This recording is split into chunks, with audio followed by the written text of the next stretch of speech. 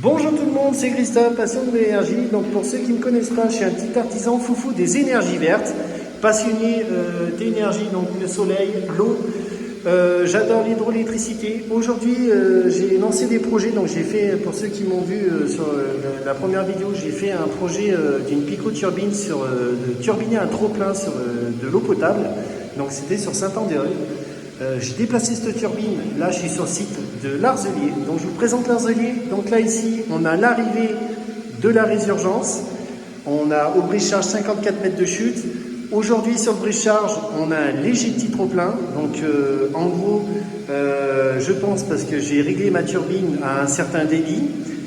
Aujourd'hui j'ai de la consommation, donc là j'ai un compteur, donc j'ai pris le débit là juste avant de lancer la vidéo. Donc là je tourne à 30 litres minutes. Donc en gros j'ai entre la turbine qui est réglée de l'autre côté à 4,9 bars et une certaine puissance souhaitée. Donc en fait avec 4,9 bars je fais 240 watts crête. Là j'ai la consommation, donc là c'est ce que je turbine pas, hein, parce que la priorité c'est turbiner le trop plein. Et la consommation d'eau, priorité consommation d'eau. Donc là, on a le château d'eau de décantation. Donc là, ici, on a le flotteur.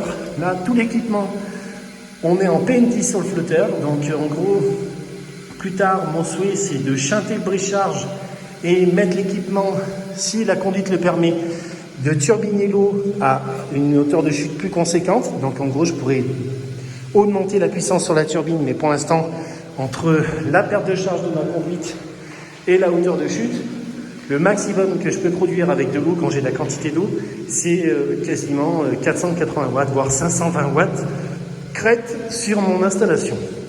Donc là, aujourd'hui, j'ai 30 litres minutes sur la consommation. Je vais passer de l'autre côté. Donc là, l'autre côté, j'ai le château d'eau de traitement. Donc là, en gros, j'ai 100 mètres cubes en décantation.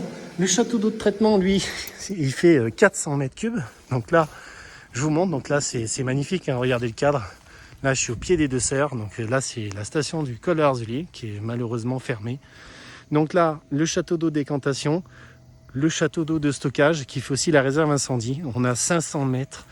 Le château d'eau de décantation donne l'eau au deuxième château d'eau par gravité.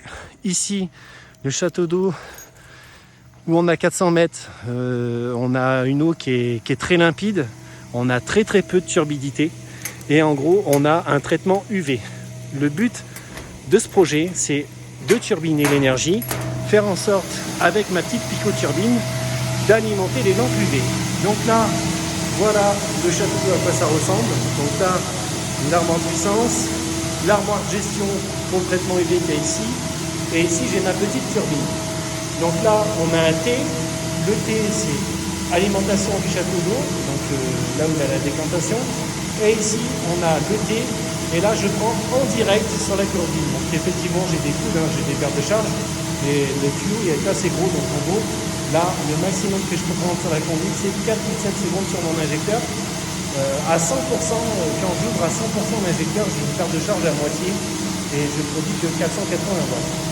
Ici j'ai mes lampes UV, donc là il me faut 1100 watts crête pour alimenter l'ensemble des lampes UV. Donc là voilà, donc l'ensemble des lampes UV, c'est tout ça. Et ici on a notre fameux petit compteur Linky. Donc là, j'ai démarré le projet, c'était le 22 juin. Le 22 juin j'ai démarré le projet, donc j'ai basculé la commune de Saint-Andéol ici à Château-Bernard le 22 juin. Et là en gros, je consomme à moitié. Donc là, ici, je fais à peu près 200 watts, 250 watts crête, parce que je suis à 1100 watts max, volt-ampère, max soutiré quand j'ai pas la turbine qui tourne. Donc là, bon là, c'est pas tout à fait précis. Mon onduleur, lui, il sort 240 watts crête. Donc là, je vais descendre. Donc là, je vais vous montrer ma petite génératrice. Donc regardez cette belle panoplie, elle est en inox. Là, c'est génial. Donc là, ici, on a l'arrivée de notre brise-charge. Quand on chante l'intégralité du réseau, donc quand on chante le château d'eau de l'autre côté, on a quand même un réducteur de pression. Donc là on a 54 mètres ici, donc là regardez, ici on a 4,5 bars, donc GBC. Donc là on prélève plus d'eau sur le château d'eau que le réglage que j'ai fait tout à l'heure. Donc là, en gros, j'étais à 49. Donc là, le château d'eau, on était à 25 minutes tout à l'heure. Donc là, on passe à 38 minutes. Donc ma colonne d'eau baisse et je vais aller voir ma puissance. Après, on montera au captage et on verra exactement la quantité d'eau au captage. Là, ici, donc sur mon onduleur, je suis à 250 volts de la sortie de ma génératrice, 1 ampère, et je sors 240 watts crête. Donc c'est parti, 240 watts crête avec, ah bah non, 40 watts, non, ça va bouger. Donc là, théoriquement, je vais monter au brecharge tout de suite après, et au brecharge, je vais contrôler, voir si j'ai un léger trop-plein. Là, théoriquement, j'utilise l'intégralité de l'eau, donc je vais le voir tout de suite après. J'utilise l'intégralité de l'eau. Mais si donc ça y est, là, je suis prêt pour la montée. Donc là, en gros, j'ai pris la piste. On m'autorise à prendre la piste, hein, j'ai pas trop de temps. En face de moi, là-haut, j'ai le château d'eau. J'ai 54 mètres de dénivelé entre le brecharge et le château d'eau et 2,5 km d'adduction par le chemin, donc des pertes de charge. Là, je prends la montée. Donc là, en gros, pour vous expliquer, je suis en train d'étudier le potentiel hydroélectrique qu'on serait capable de faire avec le trop-plein. Donc, je turbine pas de l'eau potable. Donc, pour ceux qui connaissent la matière et qui connaissent exactement la loi sur l'eau et tout ça. Donc moi en fait je turbine pas de l'eau pour l'eau potable, hein. Je turbine son trop plein. La priorité c'est le château d'eau. Donc le château d'eau il est alimenté avec un flotteur. Aujourd'hui je règle manuellement ma turbine avec un débit que je règle avec mon injecteur variable. Là je vais aller voir donc sur le brecharge. Le brecharge lui il a son trop plein. Déjà d'une je vais déjà contrôler si j'ai du trop plein. Mais très régulièrement, je désamorce. Pourquoi? Parce que quand on a beaucoup de demandes sur le réseau, et ben après ma colonne d'eau baisse. Donc en fait, je règle toujours à la limite de ma colonne d'eau. Et quand le château d'eau prélève trop, malheureusement, je perds en pression et je perds en puissance. Donc après, même des fois jusqu'à même désaccouper la synchronisation sur le réseau parce que je ne produis pas assez. 70 volts à la sortie de turbine. Et en gros, les 70 volts à la sortie de turbine, et ben voilà, je me désynchronise au réseau. Donc là, j'ai le parc électrique, j'ai évité de me prendre une châtaigne. Mais vous voyez un peu, quand on a les tornades chez nous, et ben ça rigole pas. Les arbres ils cassent, ça fait du boulot apparemment.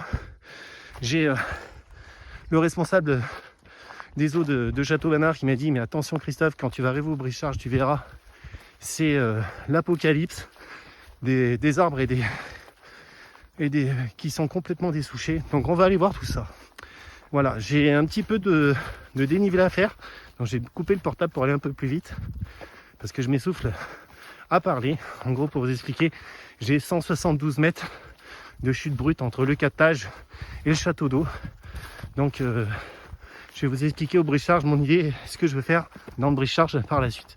Allez, à toutes. Donc ça y est, je suis arrivé au brecharge. Donc là, effectivement, il y a des bonnes branches là, même la moitié d'un tronc qui a cassé là, donc il est tombé juste à côté du brecharge. Heureusement qu'il n'y avait personne à ce moment-là.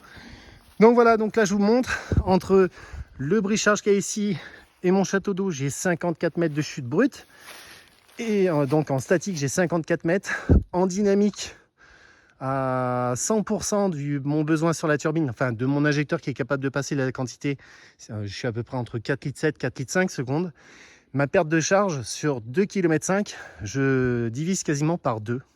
Et en gros, je tombe à 27 mètres de colonne d'eau, soit 2,7 bars. Et je produis à peu près 480 watts. Donc 480, 500 watts. Donc là, en gros, ici, j'ai mon brecharge. Donc là, déjà d'une, je vais ouvrir le brecharge avec vous. Et puis, on va déjà contrôler, voir si déjà j'ai du trop-plein. Parce que là, j'ai fait rapidement la petite vidéo là, dans le château d'eau. Et en gros, là, on va voir déjà si on a du trop-plein. Et si on a du trop-plein, eh ben, ça veut dire que j'ai bien réglé ma turbine. C'est-à-dire que ça me permet en même temps d'ouvrir, d'alimenter le château d'eau et aussi de faire tourner la turbine. Donc, comme ça, je désavance. Donc, j'ai du trop-plein. Donc là, effectivement, c'est très difficile à régler la turbine. Donc là, l'injecteur. Donc là, j'ai une quantité d'eau, je vais aller prélever, donc mesurer la quantité d'eau, voir la mesure dans le captage. J'aurais pu le faire ici, mais j'ai pas de bidon. Et puis j'ai pas de bottes, hein, parce que là, j'enlève la bombe et tout, j'ai pas le temps. Mais j'ai quand même allé voir au captage, parce que c'est toujours génial de voir le captage comme tout. On est le 15 août et on a un étiage quand même convenable. On est sur des litres secondes et pas des litres minutes, comme certaines sources. Donc c'est plutôt pas mal. Là par contre, je perds un peu d'eau. C'est dommage, je perds un peu de puissance. Mais je sais que maintenant, avec, faudrait que je sois capable maintenant de mesurer au château d'eau, mais c'est difficile, la caisse de la turbine est posée par terre. Avec le réglage que j'ai, c'est pas possible de prendre le débit. Mais ce qui aurait été intéressant, c'était de mesurer ici le trop-plein, mais malheureusement, mesurer la quantité de trop-plein, et ben en fait, le trop-plein, il va loin, et après, il va au ruisseau bien plus loin, et pareil, j'ai pas le temps d'aller au trop-plein là-bas en bas avec mon bidon, mesurer le trop-plein. Mais là, j'aurais su exactement la quantité sur ma turbine et son trop-plein, donc c'est dommage. Donc là, je vais connaître la quantité au captage. Dommage, je ne connaîtrais pas son trop-plein, mais à quelque chose près à l'œil, comme ça, on est sur des centilitres, donc c'est pas énorme. Voilà, c'est pas énorme la perte. Voilà, donc allez, je monte au captage. Je reprends la vidéo un peu plus tard, parce que là, en gros, là, je pars par cette piste. Et là, en gros, du brise-charge jusqu'au captage, j'ai quasiment 110 mètres de dénivelé et 1,3 km. Donc, je vais faire ça vite parce qu'on n'a pas trop de temps. Hein. C'est le 15 août et on a du job. Allez, à toutes. Donc voilà, donc là, je suis pas très loin du captage. Il me reste encore bien 850 mètres linéaires, je pense, pour aller jusqu'au captage. Et là, je vais vous montrer. Donc là, je suis à gauche des Deux Sœurs, donc là dans le couloir de la Sarrazine, et là je vous montre un peu comme ça a été travaillé. Donc c'est dommage, j'ai pas la vidéo ou la photo avant après, mais là c'est des mètres cubes et des mètres cubes de cailloux lavés, hein. Voilà, là c'est lavé complet. Regardez un petit peu, c'est impressionnant. Donc là quand ça coule, c'est pas des litres secondes, mais c'est des centaines de litres secondes, peut-être même le mètre cube, mais bon, j'irai pas m'avancer jusqu'à là sur ces débits, mais c'est incroyable. Donc en fait, en gros, on a une surface de captage qui est quand même énorme, et c'est pour ça même qu'en été, même avec de très longues périodes de non-pluviométrie, hein, et ben sur ces étiages, même au 15 août, on arrive encore à avoir des litres secondes. Donc là, je vais vite monter au captage et je vais aller voir un petit peu le résultat. Donc en fait, moi, je veux connaître la quantité, et puis je vous cache pas que plus tard, en fait, non, ça va être des travaux que je vais essayer d'attaquer pour septembre, quand l'eau va revenir. Mon souhait, c'est de chanter le brise-charge. Donc en fait, là, juste avant, là, je vous ai montré le brise-charge, et où j'avais du trop-plein. Et mon souhait, en fait, c'est que je veux prendre l'intégralité de l'eau avec une certaine hauteur de chute, que je ne pourrais pas connaître avec ma perte de charge. Donc là, ça va être expérimental. Je vais créer ce bypass. Et d'un tenant du château d'eau jusqu'au captage, le tuyau sera là. Le seul problème, c'est qu'on a des conduites de pression nominale que j'ai pas contrôlées. Donc en gros, du brise-charge ou la 54 mètres, pour moi, ils ont mis du PN10. Mais il faut que je contrôle si c'est du PN16. Et du captage jusqu'au brise-charge, là, on a une conduite pareille. Il faudrait que je contrôle le diamètre de la conduite intérieure. Donc ça, je le serai qu'à partir du moment où j'aurai sectionné le coup d'en bas pour connaître l'épaisseur, parce que je ne connais pas l'épaisseur des conduites. À partir de là, je vais donc faire la mise en œuvre, chanter mon brise-charge, et je connaîtrai exactement déjà si mes conduites sont capables de prendre 16 bars ou si mes conduites sont capables de prendre 10 bars. Donc en gros, je suis sauvé si j'ai une conduite en PN16. Donc si l'intégralité de la conduite du captage jusqu'au château d'eau est en PN16, je suis sauvé. Pas besoin de notre organe de sécurité qui s'appelle l'hydrostab. Donc en gros, l'hydrostab, c'est si j'ai demain sur ma conduite une conduite en PN10, je vais stabiliser en aval une pression nominale à 10 bars. On n'ira pas plus que 10 bars, parce que tout l'équipement du château d'eau est à 10 bars. Donc juste le flotteur, non, je dis une bêtise. On a notre flotteur qui est sur une pression nominale à 10 bars, donc là ici je mettrai un réducteur de pression sur le flotteur, et tout le reste après c'est en PN16. Donc sur le château d'eau je suis sauvé, hormis un réducteur de pression sur le flotteur. Après, au niveau de ma conduite en PN16, si j'ai tout en PN16, je peux turbiner. J'avais une perte de charge linéaire qui sera de plus de 3 km. Donc en gros, j'aurai une énorme perte de charge quand je vais passer mes 4 litres ou 3 litres. Par contre, avec cette hauteur de 172 mètres de chute brute, imaginez-vous un peu la pression que je vais avoir sur mon injecteur. Je vais être capable d'avoir quasiment peut-être 10 bars. Donc si j'ai 10 11 bars et je perds quasiment de moitié la perte de charge, même moitié, moi ça me suffit, 8 bars, théoriquement sur le papier, je serais capable de faire 1600 watts. Parfait. Ça veut dire que je maintiens mon site autonome et je surproduis. Donc là, je connecte ma turbine au réseau et je fais de l'injection sur réseau. Donc en hiver, on travaille sur un tarif alléchant. En été, quand j'ai de l'eau, et ben en gros, pareil, on nous reprendra le courant. Et puis quand on n'aura pas beaucoup d'eau, et ben ça sera le surplus réinjecté qui compensera l'achat d'un étiage très faible. Donc voilà, donc allez, je coupe le téléphone là parce que ça grimpe. À l'époque, quand on était jeune, on faisait des cross-country là, courir dans les champs et tout. Mais là, parler, continuer de grimper et tout, c'est chaud. Allez, à toutes. Donc voilà, donc là j'arrive au pied du captage. Donc là, je suis quasiment juste en dessous des montagnes. Donc là, on a la résurgence. En gros, c'est un très très bel ouvrage. Donc là, le captage, c'est un captage nappe. Donc en fait, ça arrive de la roche. Donc je vais vous ouvrir le captage et je vais vous montrer tout ça. Regardez un petit peu l'ouvrage. Il y a 3-4 ans, la dalle du château d'eau était refaite à l'ancrage de la résurgence pour éviter les infiltrations d'eau et tout ça. Et pour que l'ouvrage pérenne dans le temps. Donc voilà, donc je vais vous ouvrir le captage. C'est magnifique. Donc là, j'entends que ça coule. Voilà, donc imaginez-vous qu'on a beaucoup d'eau. Donc là, on a la trappe qui s'ouvre en plus d'un trop-plein.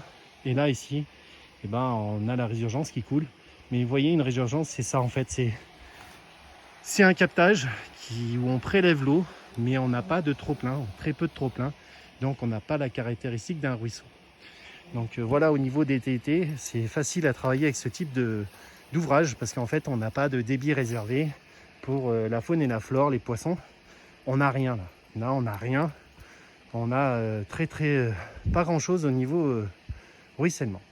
Voilà, donc allez, je vais ouvrir la porte et puis on va aller voir tout ça. Donc là, en gros, je suis ravi. Là, sur le captage, ça n'a pas bougé. Hein. Ça, franchement, on est sur des débits exceptionnels. Donc, regardez un petit peu. Là, c'est un captage qui est super bien fait. Donc là, on a la conduite en diamètre 90. Donc là, on part en 90. On est arrivé au brisage, c'est une conduite à 70. Donc, vu que c'est une reconduite, je ne connais pas, comme je vous l'ai dit tout à l'heure, j'ai pas de référence marquée sur le tuyau. Donc, je ne sais pas si c'est du PN10 ou du PN16. Tous les équipements sont en PN16. Donc, voilà. Donc, quand je sectionnerai le tuyau et je prendrai l'épaisseur du tuyau, je saurai si c'est du PN16 ou du PN10.